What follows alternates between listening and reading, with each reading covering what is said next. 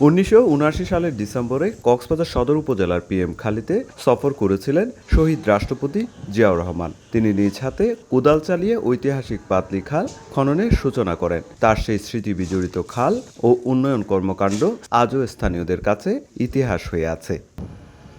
সে ঐতিহাসিক ধারাবাহিকতা স্মরণে 13 জুন পাতলি খাল পুনর্খনন কার্যক্রমের উদ্বোধন করবেন বিএনপির চেয়ারপারসন ও প্রধানমন্ত্রী তারেক রহমান। উদ্বোধন শেষে তিনি স্থানীয় জনসভায় বক্তব্য রাখবেন। এই সফর ঘিরে এলাকায় চলছে ব্যাপক প্রস্তুতি। স্থানীয়দের মাঝে বিরাজ করছে ব্যাপক উৎসাহ উদ্দীপনা, আর দাবি করছেন জিয়াউর রহমানের স্মৃতিকে সংরক্ষণ করতে জিয়া স্মৃতি পার্ক নির্মাণের। এখানে ওই খালটা খনন করা শুরু করছিল, এরপরে আসছিল আবার অন্য কথা মানে নদ দেখাইতো হাই দিও রহমান গরুর আর মা বাবা খাইন্দি। স্যান্ডেলিনা সো রূপচর্চায় আভিজাত্য।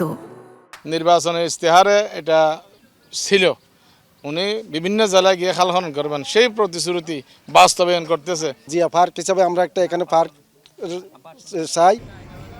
এরপর তিনি দোলাজারা সাফারি পার্ক পরিদর্শন করবেন আর সংরক্ষিত বনে সরকারের 5 বছরের 25 কোটি বৃক্ষরোপণ কর্মসূচির উদ্বোধন করবেন, যা একই সঙ্গে সারা দেশে একযুগে শুরু হবে।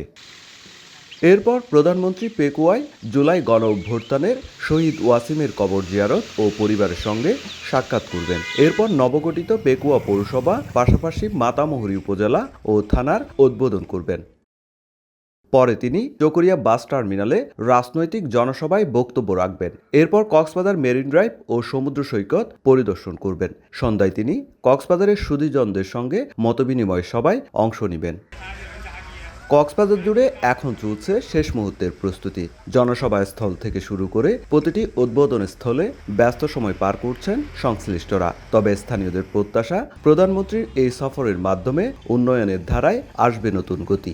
পর্যটন রাজধানী হিসেবে রূপ দিয়ে সরকার রাজস্ব বৃদ্ধির কোনো সিদ্ধান্ত দিবেন। দাবি জানাবো এই রোহিঙ্গাকে যাতে ওনাদের দেশে যথাসময়ে যত তাড়াতাড়ি সম্ভব প্রত্যাবাসন করার জন্য। প্রকৃতি ধ্বংস হচ্ছে, কক্সবাজার সমুদ্র সৈকত অরক্ষিত হয়ে যাচ্ছে দিনকে দিন।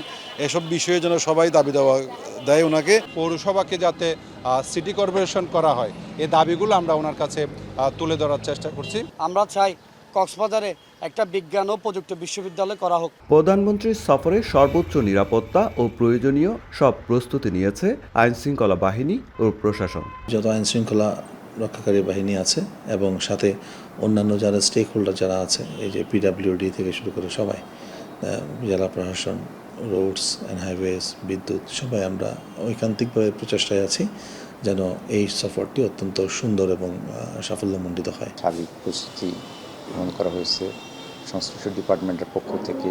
যাতায়াত এবং সফরটাকে নিরাপত্তামূলক এবং সফল করার লক্ষ্যে যে কোঅর্ডিনেশন সেগুলো আমরা করেছি। সব মিলিয়ে উন্নয়ন, রাজনৈতিক কর্মসূচি ও জন আকাঙ্ক্ষার সমন্বয়ে কক্সবাজার সফর ঘিরে তৈরি হয়েছে বিশেষ গুরুত্ব ও আগ্রহ। সুজাউদ্দিন রুবেল, সময় সংবাদ, কক্সবাজার।